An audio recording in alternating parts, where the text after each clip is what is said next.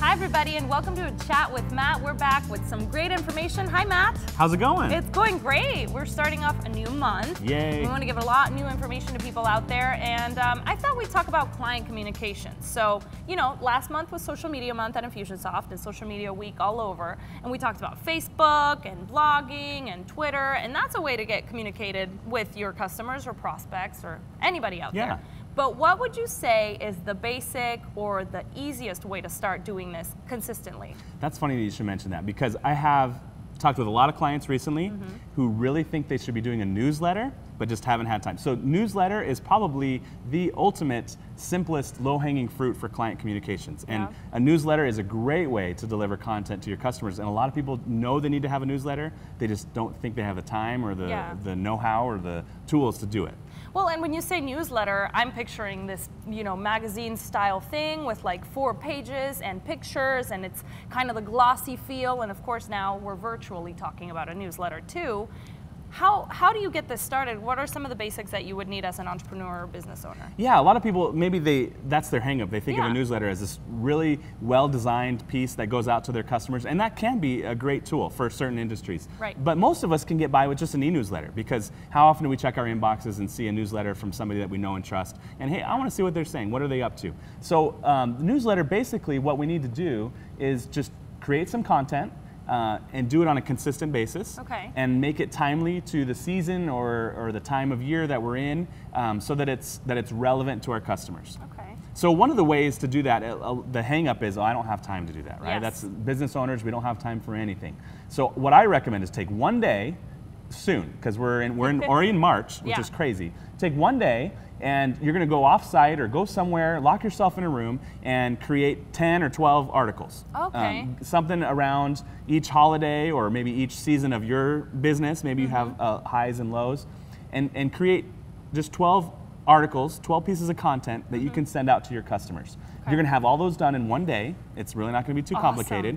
And then what you're going to do is pull out a calendar and schedule on the 16th of each month a little reminder to tell yourself that you need to take that article, put it in a newsletter, some sort of an e-format, and send it out to your list. And that's all you're going to do. So it takes away the guessing game. Oh, every month I have to write an article. We're going to write them all at once. One day, get it done, and then you can reward yourself with, you know, you get to go on a trip, or you get a new computer or something for having that done, because then the rest of the year, it's just going to run itself. And that's the thing that really just hit me when you said, based on your business, you can build it around. I mean, if you have a business that is seasonal, like you said, maybe you put a little more emphasis in those last couple of months of the year, or maybe you do more of a generic thing, or maybe you have an idea of a product that you want to upsell. This is also a great way to communicate, and just do it in a soft way, like you said, virtually, because we're all on the internet, and kind of get your content out there. So that's great. So just set a date, get it done, and schedule it. Yeah, and think about how, if you're an accountant, for an example, think about how awesome it'll feel come this time of year when it's peak season for you and you're really busy. You already have that newsletter article written. You don't have to worry about it. Or if you're in retail,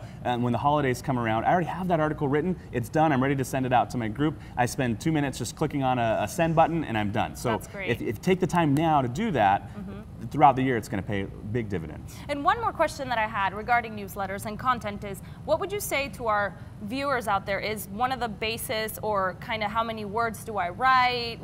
How in depth do we need to get with this? Sure. So newsletters used to be this big 4-page spread with a lot of different things. I recommend just having one article around 300 words. Right? That's about our attention span on email. So 300 words is probably about half of a blog post.